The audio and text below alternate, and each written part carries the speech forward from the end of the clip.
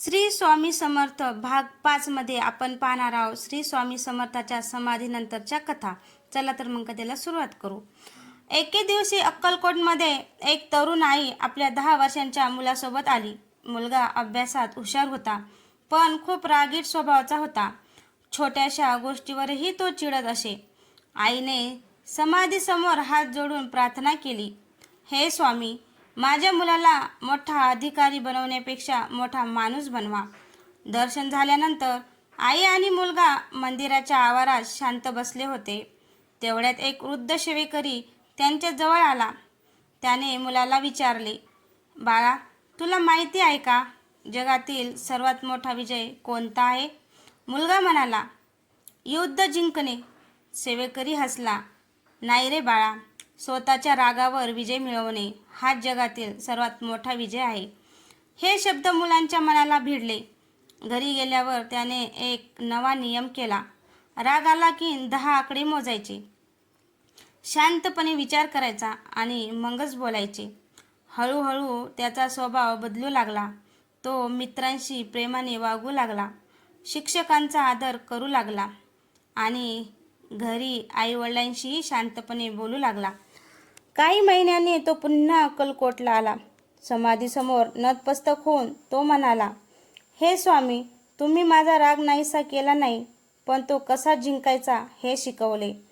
हे ऐकून मंदिरातील सर्व भक्तांच्या चेहऱ्यावर समाधानाचे हास्य उमटले. त्या दिवशी पुजाऱ्यांनी आरतीनंतर एक सुंदर संदेश दिला. स्वामी समर्थाची खरी कृपा म्हणजे आपल्या मनात चांगुलपणा, संयम आणि सेवा करण्याची प्रेरणा जागृत होते. मंदिर पुन्हा एकदा नामस्मरणाने दुमदुमून गेले. श्री स्वामी समर्थ, श्री स्वामी समर्थ. आणि प्रत्येक भक्तांच्या हृदयात एकच वाक्य पुन्हा घुमले, भिवू नकोस, मी तुझ्या पाठीशी आहे. टिप: हा भाग प्रेरणादायी साहित्य कथन आहे. भाव परिवर्तन, संयम आणि सदाचार यांचा संदेश देण्यासाठी तो रचला आहे. गुरुवारची सकाळ होती. अक्कलकोटच्या समाधी मंदिरात आरती संपली होती. भक्त शांतपणे दर्शन घेत होते. मंदिराच्या अंगणात एक तरुण शेतकरी डोळ्यात पाणी घेऊन बसला होता. त्याच्या शेजारी एक वृद्ध भक्त येऊन बसले. ते प्रेमाने विचारू लागले, बाळा, एवढा का खचला आहेस? शेतकरी म्हणाला, यंदा पाऊस कमी झाला, पीक नीट आले नाही, कर्ज वाढले, आता पुढे काय करावे हे समजत नाही. वृद्ध भक्त हसले आणि म्हणाले, स्वामी समर्थ म्हणतात, संकट म्हणजे शेवट नाही, ते धैर्याची परीक्षा असते. त्या दोघांनी मिळून समाधीसमोर प्रार्थना केली. शेतकरी म्हणाला, हे स्वामी, मला चमत्कार नको, योग्य निर्णय घेण्याची बुद्धी, मेहनत करण्याची ताकद आणि आशा न सोडण्याची शक्ती द्या. गावी परतल्यावर त्याने शेतीत नवे प्रयोग सुरू केले. पाण्याची बचत, योग्य बियाणे आणि अनुभवी शेतकऱ्यांचा सल्ला यांचा उपयोग केला. हळूहळू परिस्थिती बदलू लागली. पुढच्या हंगामात त्याचे पीक चांगले आले. तो पुन्हा अक्कलकोटला आला. समाधीसमोर हात जोडून तो म्हणाला, स्वामी, तुम्ही माझ्या शेतात पाऊस पाडला नाही, पण माझ्या मनात आशेचा पाऊस पाडला. हे ऐकून मंदिरातील एक सेवेकरी म्हणाला, ज्याच्या मनात श्रद्धा आणि हातात कष्ट असतात त्याला स्वामी योग्य दिशा देतात. त्या दिवशी शेतकऱ्यांनी आपल्या गावातील इतर अडचणीत असलेल्या शेतकऱ्यांनाही मदत करण्याचा संकल्प केला. संध्याकाळची आरती सुरू झाली. घंटांचा नाद, टाळ मृदुंगाचा गजर आणि भक्तांच्या मुखातून एकच मंत्र घुमू लागला, श्री स्वामी समर्थ, श्री स्वामी समर्थ. आणि प्रत्येक भक्तांच्या हृदयात स्वामीचे तेच अमृत वचन पुन्हा उजळून निघाले, भिवू नकोस, मी तुझ्या पाठीशी आहे. अक्कलकोटमध्ये कार्तिक महिन्याचा पवित्र गुरुवार होता. पहाटेपासूनच मंदिरात भक्तांची मोठी गर्दी होती. टाळ मृदुंगाचा गजर, वेदमंत्रांचा नाद आणि श्री स्वामी समर्थ या नामघोषाने संपूर्ण परिसर भक्तिमय झाला होता. त्या दिवशी एक लहान मुलगी आपल्या आजीसोबत दर्शनासाठी आली. दर्शन झाल्यावर तिने आजीला विचारले, आजी, स्वामी समर्थ आता दिसत का नाहीत? आजी हसली आणि म्हणाली, बाळा, ज्यांना फक्त डोळ्यांनी पाहायचं असतं त्यांना ते दिसत नाही, पण ज्याच्याकडे श्रद्धेचे डोळे असतात त्यांना स्वामी प्रत्येक चांगल्या कामात दिसतात. मुलगी विचारात पडली. इतक्यात मंदिराबाहेर तिला एक वृद्ध आजोबा रस्ता ओलांडताना अडचणीत दिसले. ती धावत गेली, त्यांचा हात धरला आणि त्यांना सुरक्षितपणे रस्ता ओलांडून दिला. आजी तिच्याकडे पाहून हसली. ती म्हणाली, बघ बाळा, आत्ताच तू स्वामींची सेवा केलीस. मुलगी आश्चर्याने म्हणाली, मी? कशी काय? आजी उत्तरली, स्वामी प्रत्येक जीवात आहेत. एखाद्याला मदत करणे म्हणजे त्यांची सेवा करणे. मुलीच्या चेहऱ्यावर आनंद फुलला. ती समाधीसमोर जाऊन म्हणाली, हे स्वामी, मला रोज एक तरी चांगले काम करण्याची बुद्धी द्या. मंदिरातील एक वृद्ध पुजारी हे ऐकत होते. ते म्हणाले, या छोट्या छोट्या सत्कर्मातून मोठा भक्त जन्माला येतो. संध्याकाळी आरतीच्या वेळी सर्व भक्त एकमुखाने म्हणू लागले, दिगंबरा दिगंबरा, श्रीपदवल्लभ दिगंबरा, श्री स्वामी समर्थ. त्या दिवशी प्रत्येक भक्त एक नवा संकल्प घेऊन घरी परतला. रोज किमान एक तरी सत्कर्म करायचे आणि कोणाच्याही मनाला दुःख द्यायचे नाही. कारण भिवू नकोस, मी तुझ्या पाठीशी आहे. अक्कलकोटमध्ये माघ महिन्यातील थंड सकाळ होती. मंदिरात काकड आरती संपली होती. भक्त शांतपणे स्वामींच्या समाधीसमोर बसून नामस्मरण करत होते. त्याचवेळी एक तरुण आपल्या वृद्ध वडिलांना व्हीलचेअरवर घेऊन दर्शनासाठी आला. दर्शन झाल्यानंतर वडील म्हणाले, बाळा, मला चालता येत नाही म्हणून मी दुःखी होतो, पण आज इथे येऊन समजलं की शरीर थकलं तरी मन थकायला नको. हे ऐकून मुलाच्या डोळ्यात पाणी आले. तो म्हणाला, बाबा, तुमची सेवा करताना कधी कधी मी चिडतो. आज मला माझी चूक समजली. वडिलांनी त्याचा हात हातात घेतला आणि म्हणाले, सेवा हे ओझं नसते रे, ती प्रेमाची भाषा असते. हे शब्द ऐकून जवळ उभे असलेले एक वृद्ध भक्त म्हणाले, स्वामी समर्थ नेहमी शिकवतात, ज्याला आईवडिलांची सेवा करता येते त्याला देव शोधण्यासाठी दूर जाण्याची गरज नसते. मुलाने वडिलांना प्रेमाने मिठी मारली. तो समाधीसमोर नतमस्तक होत म्हणाला, हे स्वामी, मला माझ्या कर्तव्यापासून कधीही दूर जाऊ देऊ नको. दर्शनानंतर घरी परतल्यावर त्याने आपल्या वडिलांसोबत अधिक वेळ घालवायला सुरुवात केली. त्यांच्याशी बोलणे, औषधांची काळजी घेणे आणि त्यांच्या चेहऱ्यावर हसू आणणे हीच त्याची रोजची पूजा बनली. काही महिन्यांनी तो पुन्हा अक्कलकोटला आला. यावेळी त्यांच्या चेहऱ्यावर थकवा नव्हता तर समाधान होते. तो मनोमन म्हणाला, स्वामी, तुम्ही माझे जीवन बदलले नाही, पण जीवनाकडे पाहण्याची माझी दृष्टी बदलली. संध्याकाळची आरती सुरू झाली. संपूर्ण मंदिरात एकच नामघोष दुमदुमला, अनंत कोटी ब्रह्मांड नायक राजाधिराज योगीराज अक्कलकोट निवासी श्री स्वामी समर्थ महाराज की जय.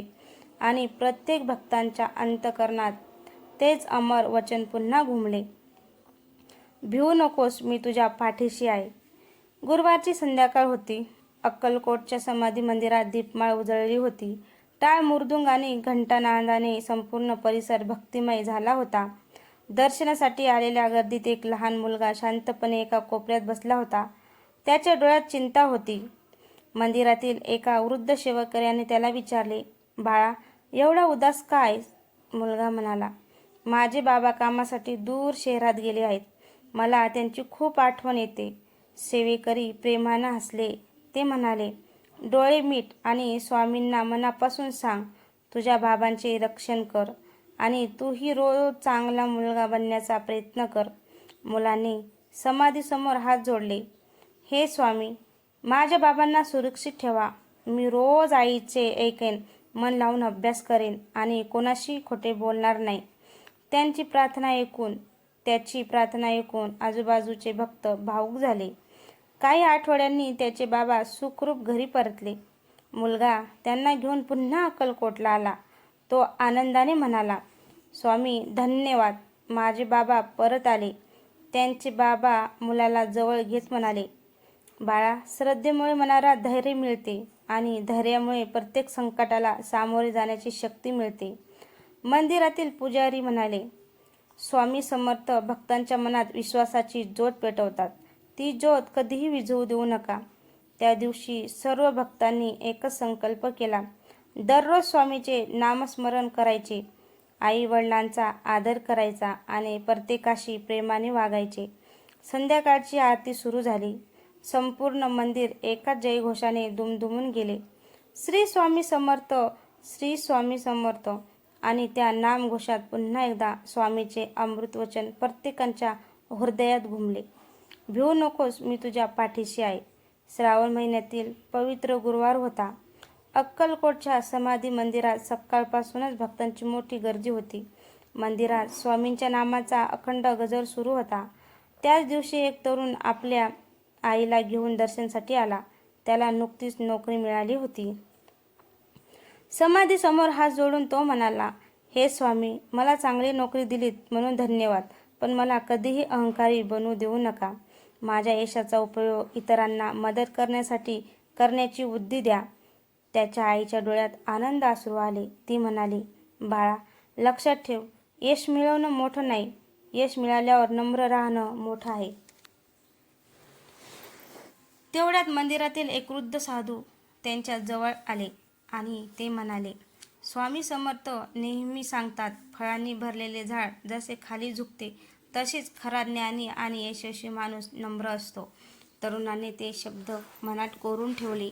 काही महिन्यांनी त्याला पदोन्नती मिळाली, पण त्याच्या वागण्यात कोणताही गर्व आला नाही. तो कार्यालयात सर्वांशी आदराने बोलू लागला. आपल्या पगारातील काही रक्कम गरीब विद्यार्थ्यांच्या शिक्षणासाठी देऊ लागला. एके दिवशी तो पुन्हा अक्कलकोटला आला. समाधीसमोर नतमस्तक होऊन तो म्हणाला, स्वामी, तुम्ही मला फक्त यश दिले नाही, तर यश कसं सांभाळायचं हेही शिकवले. हे ऐकून मंदिरातील सर्व भक्तांच्या चेहऱ्यावर समाधानाचे स्मित उमटले. आरतीची वेळ झाली. टाळ मृदुंगांचा गजरात संपूर्ण मंदिर दुमदुमून गेले. अनंत कोटी ब्रह्मांड नायक राजाधिराज योगीराज अक्कलकोट निवासी श्री स्वामी समर्थ महाराज की जय. आणि प्रत्येक भक्तांच्या अंतःकरणात एकच वाक्य पुन्हा उजळून निघाले, भिवू नकोस, मी तुझ्या पाठीशी आहे. अक्कलकोटमध्ये अश्विन महिन्यातील गुरुवार होता. सकाळपासूनच समाधी मंदिरात भक्तांची गर्दी उसळली होती. मंदिरात धुपांचा सुगंध, टाळ मृदुंगांचा गजर आणि श्री स्वामी समर्थ या नामाचा अखंड नाद वातावरणात भरून राहिला होता. दर्शनासाठी आलेल्या भक्तांमध्ये एक तरुण शिक्षकही होता. नुकतीच त्याची गावातील शाळेत नियुक्ती झाली होती. समाधीसमोर हात जोडून तो म्हणाला, हे स्वामी, मला फक्त मुलांना पुस्तकी ज्ञान शिकवायचे नाही, त्यांना चांगला माणूस बनवण्याची बुद्धी आणि संयम द्या. दर्शनानंतर तो शाळेत परतला. पहिल्या दिवशी त्याला एक विद्यार्थी दिसला. तो अभ्यासात मागे होता आणि इतर मुले त्यांची चेष्टा करत होती. शिक्षकाने त्या मुलाला रागावले नाही, उलट त्याच्या शेजारी बसून प्रेमाने शिकवले. तो रोज थोडा वेळ त्या मुलासाठी राखून ठेवू लागला. काही महिन्यांनी तोच विद्यार्थी वर्गात चांगले गुण मिळवू लागला. वार्षिक समारंभाच्या दिवशी त्या मुलाने सर्वांसमोर सांगितले, माझ्यावर विश्वास ठेवणारे पहिले व्यक्ती म्हणजे माझे गुरुजी. हे ऐकून शिक्षकांच्या डोळ्यात आनंद अश्रू आले. त्याला अक्कलकोटमधील आपली प्रार्थना आठवली. तो पुन्हा स्वामींच्या समाधीसमोर आला आणि म्हणाला, स्वामी, मला समजले की शिक्षण म्हणजे फक्त अक्षर ज्ञान नाही, तर एखाद्या मुलांच्या मनात आत्मविश्वास जागवणे हेच खरे शिक्षण आहे. मंदिरातील एक वृद्ध सेवेकरी हसून म्हणाले, स्वामी समर्थाची कृपा म्हणजे दुसऱ्याच्या आयुष्यात प्रकाश बनण्याची प्रेरणा. त्या दिवशी शिक्षकाने संकल्प केला, प्रत्येक विद्यार्थ्यामध्ये परमेश्वराचे रूप पाहून त्याला प्रेमाने घडवायचे. संध्याकाळची आरती सुरू झाली. सर्व भक्तांनी एकमुखाने नामस्मरण केले, श्री स्वामी समर्थ, श्री स्वामी समर्थ, आणि मंदिर पुन्हा एकदा त्या अमृत वचनाने दुमदुमून गेले, भिवू नकोस, मी तुझ्या पाठीशी आहे. कार्तिक पौर्णिमेची रात्र होती. अक्कलकोटच्या समाधी मंदिरात हजारो दिवे लागले होते. मंदिराचा प्रत्येक कोपरा प्रकाशाने उजळून निघाला होता. टाळ मृदुंग आणि हरिनामाच्या गजराने संपूर्ण वातावरण भक्तिमय झाले होते. त्या दिवशी एक तरुण पोलीस अधिकारी प्रथमच स्वामीच्या दर्शनासाठी आला. तो समाधीसमोर नतमस्तक झाला आणि मनोमन म्हणाला, हे स्वामी, मला माझ्या पदाचा कधीही गर्व होऊ देऊ नका. न्यायाने वागण्याची बुद्धी द्या, निरपराधांचे रक्षण करण्याचे धैर्य द्या आणि चुकीच्या मार्गाला नकार देण्याची शक्ती द्या. दर्शन घेऊन तो बाहेर पडला. काही दिवसांनी त्याच्या आयुष्यात एक कठीण प्रसंग आला. एका प्रभावशाली व्यक्तीने त्याला चुकीचा निर्णय घेण्यासाठी मोठी लाच देण्याचा प्रयत्न केला. क्षणभर त्याच्या मनात विचार आला, पण लगेच त्याला अक्कलकोटमध्ये केलेली प्रार्थना आठवली. त्याने ठामपणे उत्तर दिले, माझे कर्तव्य विकत घेता येणार नाही. त्याने प्रामाणिकपणे आपले काम केले. काही दिवसांनी त्याच्या वरिष्ठांनी त्याच्या प्रामाणिकपणाचे कौतुक केले, पण तो मनात म्हणाला, हे सर्व स्वामीच्या प्रेरणेने झाले. गुरुवारी तो पुन्हा अक्कलकोटला आला. समाधीसमोर हात जोडून म्हणाला, स्वामी, तुम्ही मला मोठे पद दिले नाही, पण त्या पदाचा योग्य उपयोग कसा करायचा हे शिकवले. हे ऐकून मंदिरातील एक वृद्ध सेवेकरी म्हणाले, स्वामी समर्थाची खरी कृपा म्हणजे माणूस किती उंच गेला यापेक्षा तो किती सरळ राहिला हे त्या दिवशी मंदिरातील प्रत्येक भक्ताने मनोमन एक संकल्प केला. कोणतीही परिस्थिती असो, सत्य आणि प्रामाणिकपणाचा मार्ग कधीही सोडायचा नाही. आरतीची वेळ झाली. संपूर्ण मंदिर एका जयघोषाने दुमदुमून गेले. अनंत कोटी ब्रह्मांड नायक राजाधिराज योगीराज अक्कलकोट निवासी श्री स्वामी समर्थ महाराज की जय. आणि त्या दिव्य वातावरणात पुन्हा एकदा स्वामींचे अमर वचन प्रत्येकाच्या हृदयात घुमले. भिवू नकोस, मी तुझ्या पाठीशी आहे. मार्गशीर्ष महिन्यातील गुरुवार होता. अक्कलकोटच्या समाधी मंदिरात पहाटची काकड आरती नुकतीच संपली होती. वातावरणात चंदनाचा सुगंध दरवळत होता. भक्त शांतपणे नामस्मरण करत समाधीसमोर बसले होते. त्या दिवशी एक तरुणी दर्शनासाठी आली. ती नुकतीच परिचारिक नर्स म्हणून कामाला लागली होती. तिच्या मनात एकच चिंता होती, मी रोज अनेक आजारी लोकांना पाहते. कधी त्यांचे दुःख पाहून मन खचते. मला सेवा करण्याची शक्ती द्या. तिने समाधीसमोर डोळे मिटले आणि प्रार्थना केली, हे स्वामी, प्रत्येक रुग्णामध्ये तुमचेच रूप पाहण्याची बुद्धी द्या. दुसऱ्या दिवशी रुग्णालयात एक वृद्ध आजी दाखल झाल्या. त्यांच्याजवळ कोणीही नातेवाईक नव्हते. त्या एकट्याच होत्या. तरुण परिचारिकेने त्यांची औषधे वेळेवर दिली, प्रेमाने विचारपूस केली आणि रोज 2 मिनिटे त्यांच्याशी गप्पा मारू लागली. काही दिवसांनी त्या आजींची प्रकृती सुधारली.